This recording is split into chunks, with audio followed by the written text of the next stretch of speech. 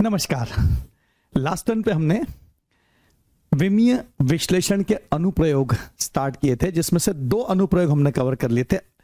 Total 5 है, बचे हुए 3 आज अपन कवर करते हैं और इन्हीं पर ज्यादा न्यूमेरिकल्स एग्जाम में पूछे जाते हैं जो आज हम कवर करने वाले हैं। तो इसमें तीसरा अनुप्रयोग, किसी भौतिक राशि के 2 भिन्न भिन्न मापन पद्धति के मात्रकों में संबंध स्थापित करना। आ जाएगा समझ में। तो इसमें स्टेप नंबर 1, पहली स्टेप में हम कुछ इस प्रकार लिखेंगे। स्टेप 1, पहली स्टेप है, माना N1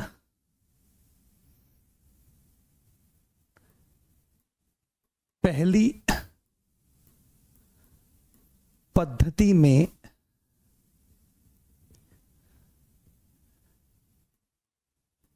राशि का मात्रक इज इक्वल टू N2 दूसरी पद्धति में मात्रक। हम ये अज्यूम कर रहे हैं, मान लेते हैं कि हमको 2 पद्धतियों में दी गई राशि के मात्रकों में संबंध स्थापित करना है। जैसे उदाहरण के लिए CGS पद्धति और SI पद्धति, इन 2 पद्धतियों में बल के या ऊर्जा के या शक्ति के मात्रक के बारे में संबंध स्थापित करना है। तो राशि कोई एक ही होगी, उदाहरण के लिए बल। तो बल राशि में पहली पद्धति सपोज CGS पद्धति हो गई, तो बल के CGS पद्धति में जो बल का मात्रक है CGS पद्धति में, उसके N1 times is equal to N2 times दूसरी पद्धति है, सपोज SI पद्धति, SI पद्धति में मात्रक। इस प्रकार से आएगा। आगे जब सवाल आएगा तो सवालों के साथ वो और ज्यादा क्लियर हो जाएगा। अभी इसको केवल समझ लेते हैं एक बार। ये पहली स्टेप है। तो स्टेप नंबर 1 में ही हम इसको इस प्रकार से लिख लेंगे। Step number 2, N1 N2 M power A L power B T power C, ये तो विमीय सूत्र हो गया भौतिक राशि का, और यहां पर M1 L1 T1 लगा दिया है पहली पद्धति को दर्शाने के लिए, इज इक्वल टू N2।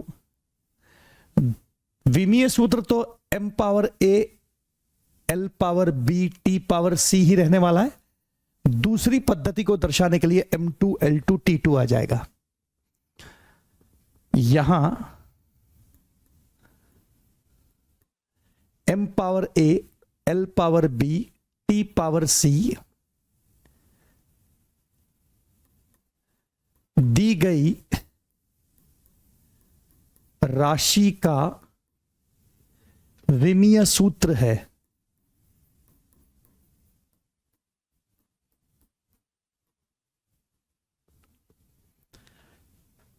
तथा M1 व M2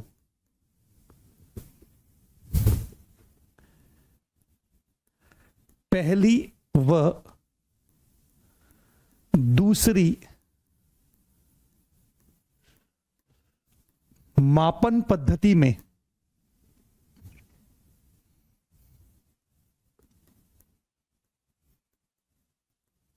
द्रव्यमान के मूल मात्रक हैं। इसी प्रकार से L1 व L2 ये पहली व दूसरी मापन पद्धति में लंबाई के मूल मात्रक हैं।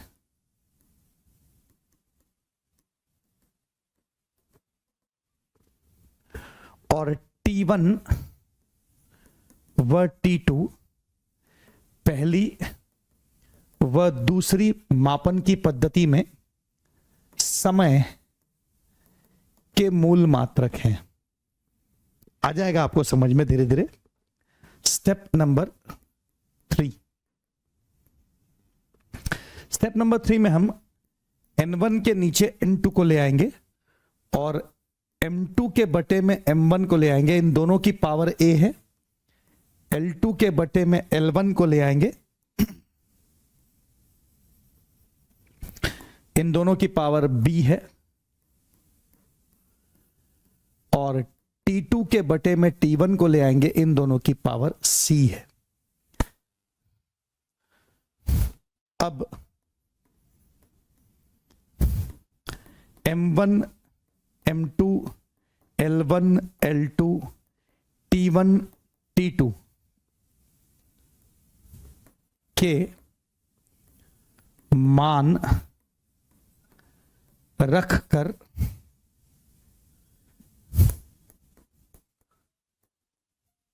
गणना करने पर N1 का मान N2 के पदों में प्राप्त करें।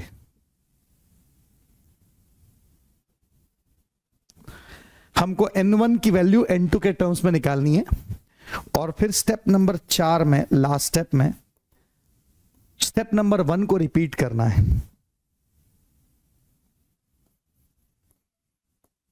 पुनः स्टेप 1 को लिखे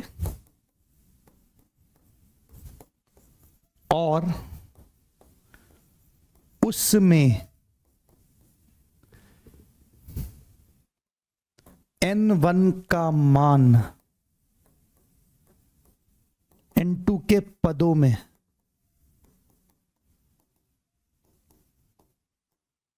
स्थापित करें। N1 की वैल्यू उसमें रख दो। तो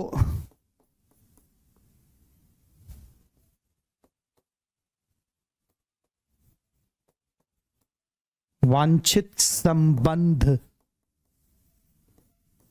प्राप्त होगा। तो हमको जो संबंध चाहिए था वो प्राप्त हो जाएगा। अब ये कैसे होगा, एक बार एक सवाल ले लेते हैं, तो ये ज्यादा अच्छी तरह से आपको इन स्टेप्स का मतलब समझ में आ जाएगा। ठीक है, तो मैं एक सवाल ले रहा हूं।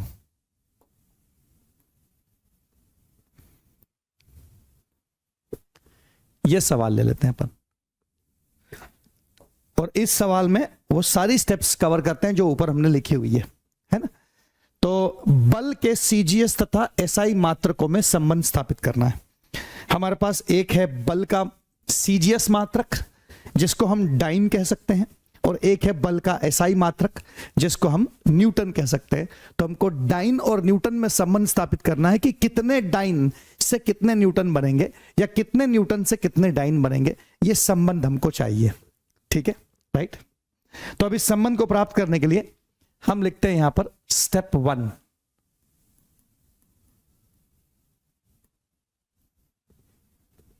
स्टेप 1 में हम लिखते हैं माना, अब यहां पर हम मान रहे हैं, माना N1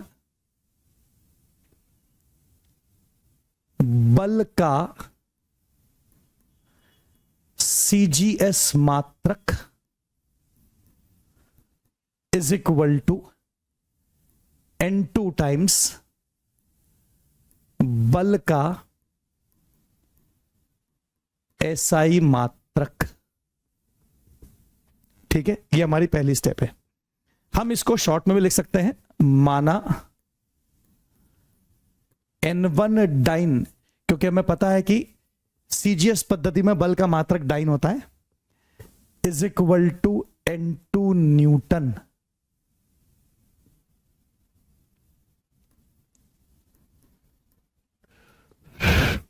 हम इसको ऐसा भी लिख सकते हैं। फिर स्टेप नंबर 2, अब आप ऊपर जो मैंने आपको लिख के दिखाया है उसको देखकर समझ लीजिए, तो आपके दिमाग में बात आ जाएगी कि मैं क्या बोलना चाहता हूं। देखिए, स्टेप नंबर 1 में मैंने लिखा था माना N1 पहली पद्धति में राशि का मात्रक, इस बार राशि बल है और पहली पद्धति सीजीएस पद्धति है, तो सीजीएस पद्धति में बल का मात्रक यही लिखा है मैंने यहां पे, आप चेक कर सकते हैं। ये देखिए, माना N1 बल का सीजीएस मात्रक, इज इक्वल टू N2 बल का SI मात्रक। इधर देख लीजिए आप, N2 टाइम्स दूसरी पद्धति में मात्रक। सही है, तो ये स्टेप नंबर 1 है। और स्टेप नंबर 2 में क्या करना है, राशि का विमीय सूत्र। अब राशि बल है तो बल का विमीय सूत्र होगा MLT-2। तो ये इस प्रकार से लिखा जाएगा। अब स्टेप नंबर 2 में लिख के दिखा रहा हूं मैं, इसको देखें। Step number 2, N1 MLT⁻²। यह विमीय सूत्र है, बल का विमीय सूत्र। लेकिन CGS पद्धति दर्शाने के लिए यहां पे M1 L1 T1 लिख दिया, और इधर SI पद्धति दर्शाने के लिए यहां पे मैंने MLT⁻² में M2 L2 और T2 लिख दिया। यानी मैं M1 का मतलब ग्राम लिखना चाहता हूं, M2 का मतलब किलोग्राम लिखना चाहता हूं, L1 का मतलब सेंटीमीटर, L2 का मतलब मीटर, T1 का मतलब सेकंड और T2 का मतलब सेकंड। तो M1 M2 द्रव्यमान के मूल मात्रक हैं CGS और SI पद्धति में। L1 व L2 लंबाई के मूल मात्रक हैं CGS और SI पद्धति में, और T1 और T2 समय के मूल मात्रक है CGS और SI पद्धति में। और यही बात हमने ऊपर लिखी थी, जरा ऊपर की स्टेप में देखें हमने क्या लिखा था। ये देखिए step number 2, N1 M1 power A L1 power B T1 power C। अब ये जनरल स्टेप है, यहां पर किसी विशेष भौतिक राशि की बात नहीं की है, तो इसलिए विमीय सूत्र मान लिया कि M power A L power B T power C होगा। और हमारा जो अगला सवाल है, उस सवाल में हमने बल नाम की राशि चुनी जिसका विमीय सूत्र हमें पता है MLT-2, तो वहां मैंने MLT-2 लिखा है। बाकी M1 और M2 पहली और दूसरी मापन पद्धति में, तो पहली मापन पद्धति हमारे इस सवाल में CGS पद्धति और दूसरी मापन पद्धति हमारे इस सवाल में SI पद्धति। तो CGS और SI में M1 और M2, M1 ग्राम की जगह और M2 किलोग्राम की जगह रिप्रेजेंट कर रहा है, L1 सेंटीमीटर और L2 मीटर और T1 सेकंड और T2 सेकंड। ठीक बात है, राइट। तो ये जो जनरल बात यहां लिखी हुई है इसका मीनिंग आपको समझ में आ गया। अब स्टेप नंबर 3 में N1/N2 सॉल्व करना है और संबंध लेकर आना है। तो चेक करें ये मैं किस प्रकार से लाता हूं, यहां पर आपको पता चल जाएगा। देखिए, तो अब मैं लिख सकता हूं स्टेप नंबर 3। तो स्टेप नंबर 3 के अनुसार मुझे मिलेगा N1/N2 इज इक्वल टू, ये इधर चला जाएगा, तो M2/M1 into L2/L1 into T2/T1 to the power -2। इसमें वैल्यूज पुट कर देता हूं। तो M2 की जगह मुझे लिखना है किलोग्राम, M1 की जगह ग्राम, L2 की जगह लिखना है मीटर, L1 की जगह सेंटीमीटर, T2 की जगह सेकंड, T1 की जगह भी सेकंड। ठीक है, चूंकि हम जानते हैं कि 1 किलोग्राम का मतलब होता है 1000 ग्राम, तो यहां कन्वर्जन फैक्टर यूज कर लिया। 1 मीटर का मतलब होता है 100 सेंटीमीटर, यहां भी कन्वर्जन फैक्टर यूज कर लिया। और यहां सेकंड और सेकंड है टू दी पावर -2। देखो सेकंड से सेकंड कट जाएगा, सेंटीमीटर से सेंटीमीटर, ग्राम से ग्राम। अब आपको संबंध आंकिक रूप में प्राप्त हो जाएगा। ये देखिए, अब आपको संबंध आंकिक रूप में प्राप्त हो जाएगा। यहां पे हमें पता चल जाएगा N1/N2 इज इक्वल टू, यहां तो 1 बचा, 1 की पावर कुछ भी रखो 1 ही आएगा। यहां 100 इंटू 1000 यानी 10 टू द पावर 5 बचेगा। यहां से आंकिक संबंध मिल गया, N1 is equal to 10 to power 5 N2। यह संबंध प्राप्त हो गया। अगर यह संबंध प्राप्त हो चुका है तो स्टेप नंबर 4 में हमको स्टेप नंबर 1 को ही रिपीट करना है। आप ऊपर देख सकते हैं, स्टेप नंबर 4 में स्टेप नंबर 1 ही रिपीट होगी। पुनः स्टेप नंबर 1 को लिखे, स्टेप नंबर 1 में जो लिखा था उसको फिर से लिखे और उसमें n1 का मान n2 के पदों में स्थापित करें तो वांछित संबंध प्राप्त हो जाएगा। स्टेप नंबर 1 हमने क्या लिखी थी, माना n1 डाइन बराबर n2 न्यूटन। तो मैं यही स्टेप यहां रिपीट कर रहा हूं, माना n1 डाइन बराबर n2 न्यूटन, n1 डाइन बराबर n2 न्यूटन। इसी बात को मैं यहां पर रिपीट कर रहा हूं, n1 dyne is equal to n2 Newton.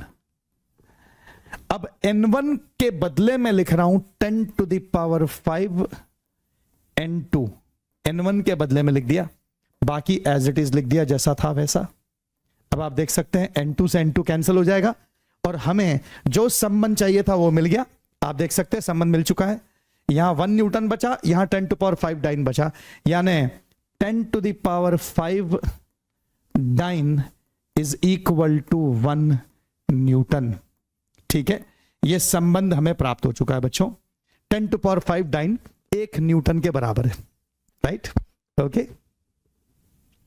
हम इसी पूरे प्रोसेस को बहुत शॉर्ट में exam point of view solve कर सकते हैं। आप देख सकते हैं ये पूरा प्रोसीजर आपको समझना है, ये जरूरी है, क्योंकि हर बार वो शॉर्ट वाला मेथड जो है वो आप अप्लाई कर पाओ इसकी गारंटी नहीं है। कभी कर पाओगे, कभी नहीं कर पाओगे, प्रैक्टिस पे डिपेंड करेगा। आप ज्यादा प्रैक्टिस करोगे तो अच्छी तरह से कर पाओगे, लेकिन ये प्रोसीजर अगर आपके दिमाग में है तो गलतियां कभी भी नहीं होंगी। ठीक है, जरा चेक करें मैं इसको कैसे सॉल्व करता हूं।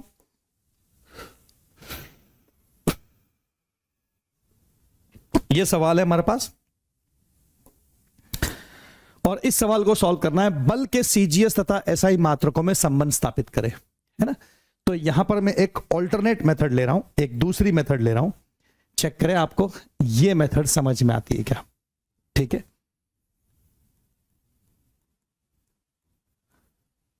ऑल्टरनेट मेथड, एक दूसरी मेथड से बता रहा हूं इसी बात को। जरा देखिए इस तरीके से आपको समझ में आता है क्या। बल के सीजीएस तथा एसआई मात्रकों में संबंध स्थापित करें। बच्चों आपको पता है कि हमें न्यूटन और डाइन इसमें संबंध स्थापित करना है ना। तो हम इसको इस प्रकार लिख सकते हैं, 1 न्यूटन इज इक्वल टू। अब आप जानते हैं कि 1 न्यूटन को लिखा जा सकता है बल का मात्रक है और बल होता है द्रव्यमान गुणित त्वरण। न्यूटन एसआई पद्धति का मात्रक है, तो बल एसआई पद्धति में इज इक्वल टू द्रव्यमान इंटू त्वरण। एसआई पद्धति में द्रव्यमान यानी किलोग्राम और त्वरण की जगह मीटर पर सेकंड स्क्वायर। तो 1 न्यूटन बराबर 1 केजी मीटर प्रति सेकंड वर्ग, द्रव्यमान इंटू त्वरण। ठीक बात है। फिलहाल मैंने एसआई पद्धति में 1 न्यूटन की वैल्यू लिख ली है। तो 1 newton is equal to 1 kilogram की जगह मैं लिख सकता हूं 1000 ग्राम और 1 मीटर की जगह लिख सकता हूं 100 सेंटीमीटर अपॉन सेकंड स्क्वायर। ऐसे लिखा जा सकता है। ठीक बात है, राइट। ओके, और अगर मैं ऐसा लिखूं तो 1 न्यूटन इज इक्वल टू मिलता है 10 to the power 5 gram into centimetre upon second square. और बच्चों ग्राम ये सीजीएस पद्धति में द्रव्यमान का मात्रक है और सेंटीमीटर प्रति सेकंड वर्ग ये त्वरण का मात्रक है सीजीएस पद्धति में। तो ग्राम इंटू सेंटीमीटर प्रति सेकंड वर्ग, द्रव्यमान गुणित त्वरण, फिर से बल का मात्रक हो गया और यही डाइन हो गया, यानी 1 newton is equal to 10 to power 5 dyne. ये संबंध प्राप्त हो गया। तो इस प्रकार से भी ला सकते हैं, ये भी तरीका सही है। क्या बात पकड़ में आ गई? Alternate method. लेकिन हर बार आप इसको कवर कर पाओ ऑल्टरनेट मेथड को, ऐसा जरूरी तो नहीं। बड़ी शॉर्ट है ये, 2 स्टेप में आपका आंसर आ जाएगा, बहुत छोटी सी स्टेप्स में आपका आंसर आ जाएगा। हाँ, लेकिन आपको ये प्रैक्टिस से जमेगा। आप जितनी ज्यादा प्रैक्टिस करोगे इस प्रकार के सवालों की, तो प्रैक्टिस से आपके दिमाग में ये पक्का हो जाएगा कि इसको ऐसे सॉल्व कर सकते हैं। हर क्वेश्चन में ये ऑल्टरनेट मेथड लगाई जा सकती, कोई प्रॉब्लम नहीं है। बस आपको एग्जाम टाइम में वो सूझना चाहिए। अगर ना सूझे तो ये बेसिक प्रोसीजर अगर आपने ध्यान रख लिया तो इसमें तो कोई मिस्टेक होगी नहीं। ये एक सिस्टमेटिक प्रोसीजर है, इस प्रोसीजर को फॉलो करते जाए तो किसी भी प्रकार के दी गई राशि के 2 अलग अलग मात्रकों में, अलग अलग पद्धति के मात्रकों में संबंध हम स्थापित कर सकते हैं। सिंपल है। एक सवाल और ले लेते हैं, अगला सवाल, तो इससे और परफेक्शन आ जाएगा। तो जरा अगले सवाल की ओर बढ़े। ऊर्जा के सीजीएस तथा एसआई मात्रकों में संबंध स्थापित करें। जरा इस पर आ जाते हैं बच्चों, ऊर्जा के सीजीएस और एसआई मात्रकों में संबंध स्थापित करें। अब देखिए, जो हमारी स्टेप बाय स्टेप मेथड है उसमें पहली स्टेप है, ऊर्जा के सीजीएस मात्रक का नाम है अर्ग और ऊर्जा के एसआई मात्रक का नाम है जूल। ठीक है, हमने लास्ट टर्न पे सीखा था जूल और अर्ग। ठीक है ना, तो कितने अर्ग बराबर कितने जूल, ये संबंध हमें स्थापित करना है। तो हम स्टेप नंबर 1 में कुछ इस प्रकार मान लेते हैं, माना N1 ऊर्जा का सीजीएस मात्रक इज इक्वल टू N2 ऊर्जा का एसआई मात्रक, ऐसा हम चुन लेते हैं। ठीक है, या डायरेक्ट लिख दे, माना N1 अर्ग is equal to N2 joule. अर्ग नाम है सीजीएस पद्धति में ऊर्जा के मात्रक का और जूल नाम है एसआई पद्धति में ऊर्जा के मात्रक का। ठीक है बच्चों, राइट। अब आगे बढ़ते हैं, स्टेप नंबर 2। ऊर्जा नाम की राशि की बात चल रही, तो इसका विमीय सूत्र तो हमें पता ही है। विमीय सूत्र है mL²T-2, लेकिन पहली पद्धति को दर्शाने के लिए M1L1T1 लिखा है और दूसरी पद्धति को दर्शाने के लिए M2L2 और T2 लिखा हुआ है। बाकी विमीय सूत्र तो है mL वर्ग T-2, दोनों जगह विमीय सूत्र तो सेम ही रहेगा। यहां पे M1 इसका मतलब ग्राम होगा, क्योंकि यह सीजीएस पद्धति में द्रव्यमान को प्रदर्शित कर रहा है, और M2 का मतलब किलोग्राम होगा, L1 का मतलब सेंटीमीटर में होगा, L2 का मतलब मीटर होगा, T1 का मतलब सेकंड और T2 का मतलब भी सेकंड। तो सीजीएस और एसआई पद्धति में मूल मात्रकों की बात हो गई।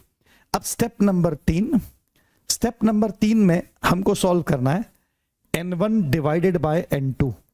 N2 को इधर ले आना है, तो हमें मिलता है M2 upon M1 into L2 upon L1 का स्क्वायर और T2 upon T1 to the power -2। सही है, डिवाइड कर दिया। अब वैल्यूज डाल दो, तो M2 के बदले में किलोग्राम, M1 के बदले में ग्राम, L2 के बदले में मीटर, L1 के बदले में सेंटीमीटर और power 2, second upon second power -2। अब हम कन्वर्जन फैक्टर डाल देंगे। हम जानते हैं कि 1 किलोग्राम में 1000 ग्राम होते हैं, तो 1000 ग्राम अपॉन ग्राम। 1 मीटर में 100 सेंटीमीटर होते हैं, तो 100 सेंटीमीटर अपॉन सेंटीमीटर का स्क्वायर और second upon second to the power -2। Second से सेकंड कैंसिल हो जाएगा, सेंटीमीटर से सेंटीमीटर और ग्राम से ग्राम कट जाएगा। अब N1 इज इक्वल टू बचेगा, अब यहां 1000 और 100 का वर्ग यानी 10 टू द पावर 4 हो जाएगा, तो 10 टू पावर 7 हो जाएगा कुल मिला के 10 टू पावर 7 N2। अब ये N1 और N2 में हमने संबंध स्थापित कर दिया है। N1 और N2 इन दोनों के बीच का संबंध हमें पता चल चुका है। ठीक है, अब स्टेप नंबर 4। स्टेप नंबर 4 में सिंपली स्टेप नंबर 1 को ही रिपीट करना है। तो स्टेप नंबर 4 में स्टेप नंबर 1 ही दोबारा लिखना है कि N1 अर्ग is equal to N2 joule. बस अब N1 का मान जो अपने स्टेप नंबर 3 में लाया था वो यहां पुट कर दो, तो 10 टू पावर 7 N2 अर्ग is equal to N2 joule.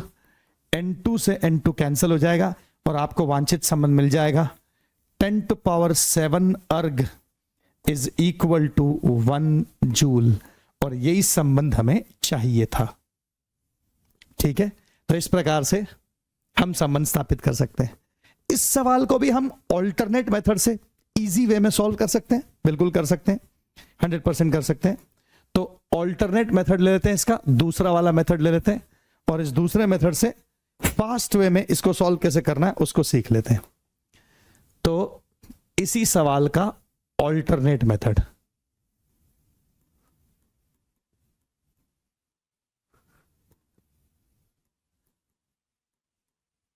ये मेथड आप हर बार यूज कर पाओ इसकी गारंटी नहीं है, आपकी प्रैक्टिस पे डिपेंड करता है। आप अगर प्रैक्टिस करेंगे तो निश्चित तौर पर हर सवाल में इसको यूज कर पाएंगे, लेकिन ये फास्ट है काफी। तो इस सेकंड मेथड में हमको संबंध स्थापित करना है अर्ग और जूल में। तो 1 जूल इज इक्वल टू, अब ऊर्जा एनर्जी का विमी सूत्र है mL²T-2, और अगर मैं ऐसा ही सिस्टम में लिख रहा हूं तो m की जगह kilogram, L² metre square, T⁻⁻², T⁻⁻² मतलब सेकंड टू द पावर -2। तो इस प्रकार से ये 1 जूल का मतलब हो गया। तो 1 joule is equal to 1 kilogram को कन्वर्ट कर दो 1000 ग्राम, मीटर की जगह 100 सेंटीमीटर और इसकी पावर में 2 है, और सेकंड की जगह सेकंड की पावर -2 है। तो अब ये बन जाएगा 100 का स्क्वायर यानी 10⁴, तो 10⁷, और बाकी gram centimetre square second to the power -2। ये सीजीएस पद्धति में अर्ग के बराबर हो जाएगा। ये ग्राम into centimetre square upon second square, यही तो अर्ग है। तो इसलिए 1 जूल इज इक्वल टू मिला 10⁷ अर्ग, और यही संबंध तो हमें चाहिए था। सिंपल है। ऑल्टरनेट मेथड से 2 स्टेप में आंसर आ जाता है, बहुत जल्दी आंसर आ जाता है, लेकिन इसको करने के लिए हर सवाल में इसको करने के लिए आपको प्रैक्टिस लगेगी। आपकी प्रैक्टिस होगी तो निश्चित तौर पर आप इसको किसी भी सवाल में अटेम्प्ट कर सकते हैं। ठीक है, अगला सवाल ले लेते हैं, तो मेरी बात शायद ज्यादा अच्छी तरह समझ में आ जाए आपको। बाकी ये वाली मेथड तो है ही आपके पास, जो सिस्टमेटिक प्रोसीजर है। देखिए, अब इस सवाल में जो मैं बोलना चाह रहा हूं आपको, वो शायद आपको ज्यादा बेहतर तरीके से पकड़ में आ जाए। ठीक है, जरा इस सवाल में चेक करें, शायद आपको ये बात जो मैं कहना चाह रहा हूं वो ज्यादा अच्छी तरह से समझ में आ जाएगी। अब इस सवाल को जरा अटैक करते हैं अपन, तो जो मैं कहना चाह रहा हूं वो शायद जल्दी से आपकी पकड़ में आ जाए। देखें इस सवाल को कैसे अटैक करना है।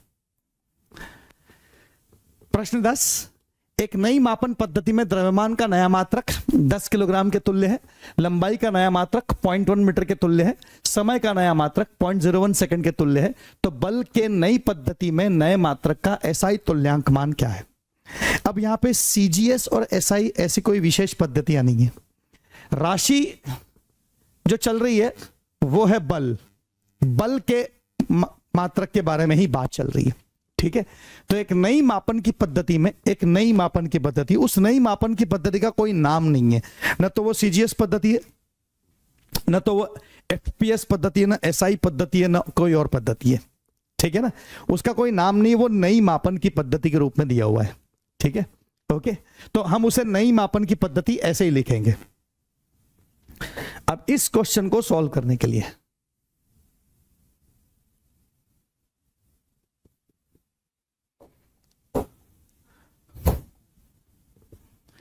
सबसे पहले स्टेप नंबर 1, स्टेप नंबर 1। अब यहां पर 2 पद्धतियां कौन कौन सी है, एक तो है नई मापन की पद्धति और एक है एसआई पद्धति। तो संबंध किन किन में चाहिए, नई मापन की पद्धति और एसआई पद्धति। देख लीजिए लाना क्या है, तो बल के नई पद्धति में नए मात्रक का एसआई तुल्यांक मान, यानी नई मापन की पद्धति में बल और एसआई पद्धति में बल। ठीक है, इनमें आपस में संबंध चाहिए। तो स्टेप नंबर 1 में लिखूंगा माना N1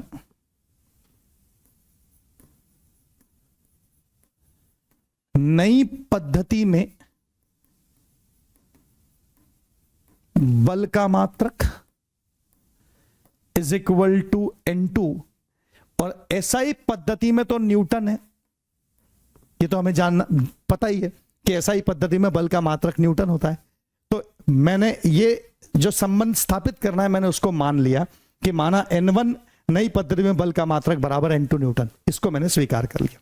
ठीक है, अब स्टेप नंबर 2 में मैं क्या करूंगा, राशि तो है बल, तो N1 इंटू राशि तो बल है, तो बल का विमीय सूत्र है MLT-2, लेकिन नई पद्धति के लिए मैं M1 L1 T1 लिख रहा हूं और SI पद्धति के लिए मैं M2 L2 T2 लिख रहा हूं। विमीय सूत्र तो MLT-2 ही रहेगा, यानी M1 का मतलब है नई पद्धति में द्रव्यमान का मात्रक, और M2 का मतलब होगा किलोग्राम, क्योंकि SI पद्धति में द्रव्यमान का मात्रक M2 होगा। ठीक बात है। इसी प्रकार से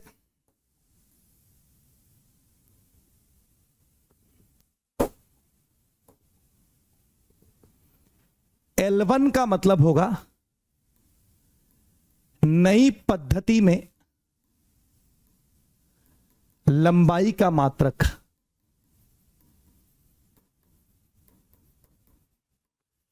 और L2 का मतलब होगा मीटर, क्योंकि L2 तो SI पद्धति में लंबाई का मात्रक है और SI पद्धति में मीटर होता है। इसी प्रकार से T1 का मतलब होगा नई पद्धति में समय का मात्रक,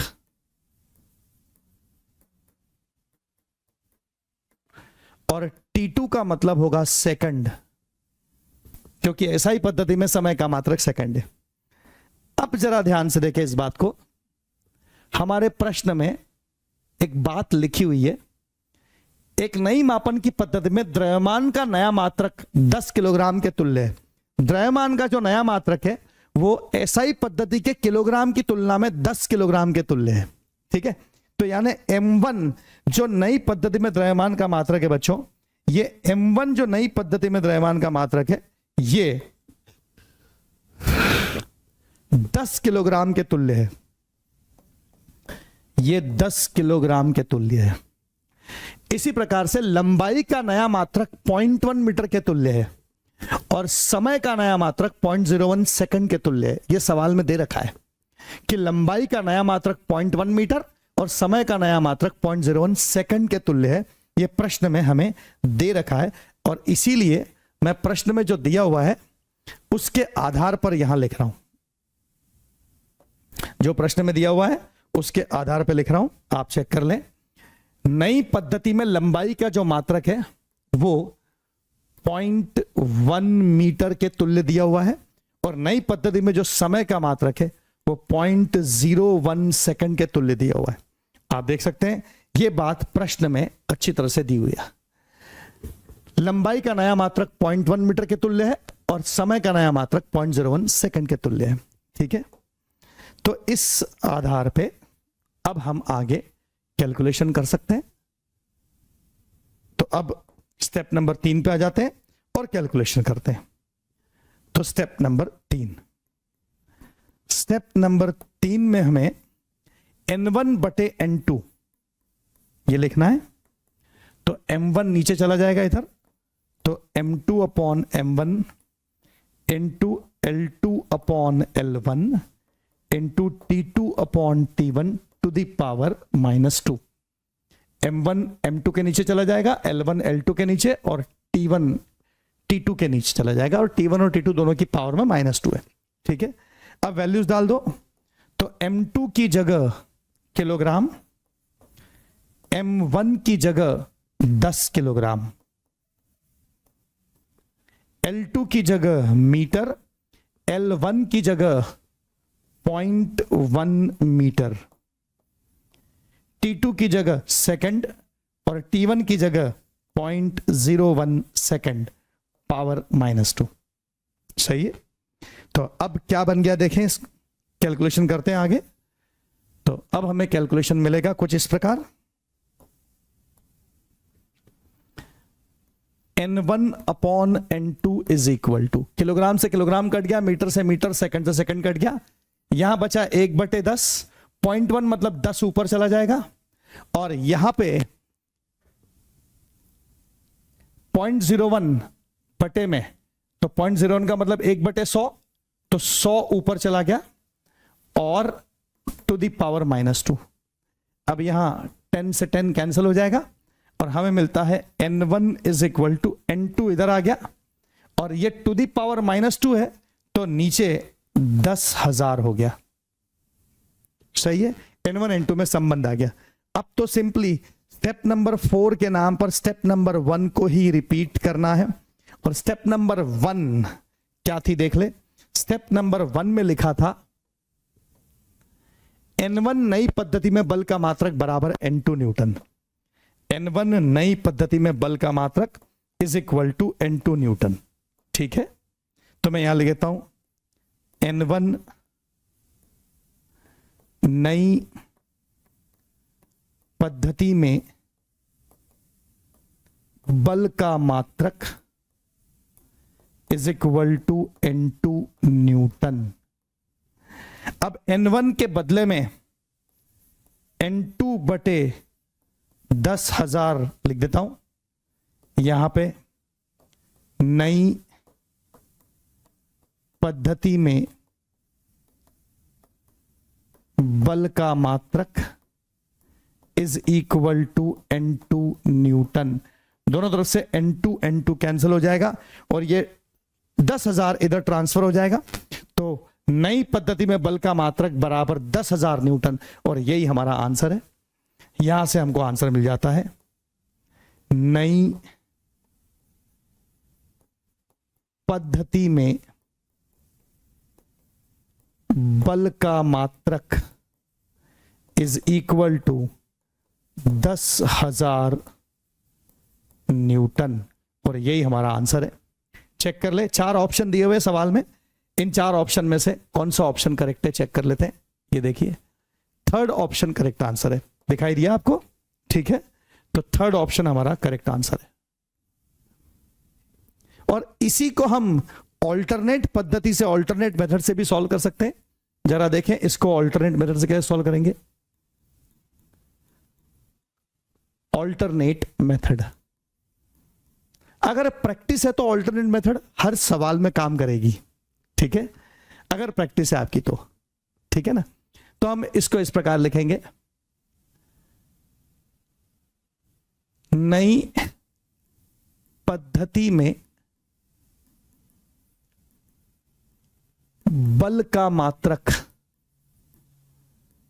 तो बल का विमी सूत्र है mLT-2 बराबर नई पद्धति में द्रव्यमान mLT-2 इंटू नई पद्धति में लंबाई m into L into T to the power -2 into नई पद्धति में समय टू द पावर -2 mLT-2।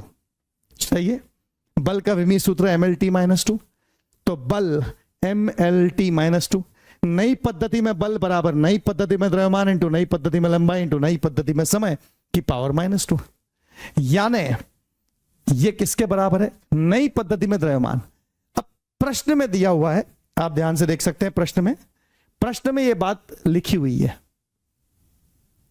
क्या लिखा हुआ है चेक करें। प्रश्न में लिखा हुआ है कि नई पद्धति में द्रव्यमान का नया मात्रक 10 किलोग्राम के तुल्य। तो ये जो नई पद्धति में द्रव्यमान लिखा है इसकी जगह 10 किलोग्राम लिख सकते हैं, इंटू नई पद्धति में लंबाई का मात्रक 0.1 मीटर के तुल्य इंटू 0.1 मीटर लिख सकते हैं, और इंटू नई पद्धति में समय 0.01 सेकंड के तुल्य है, तो 0.01 सेकंड टू द पावर -2। ठीक है, अब कैलकुलेशन देखें, 10 और 0.1 तो 1 हो गया, तो यहां सिंपली केजी बचा और यहां पे मीटर बचा, और ये 0.01 1/100 है, तो 1/100 सेकंड टू द पावर -2।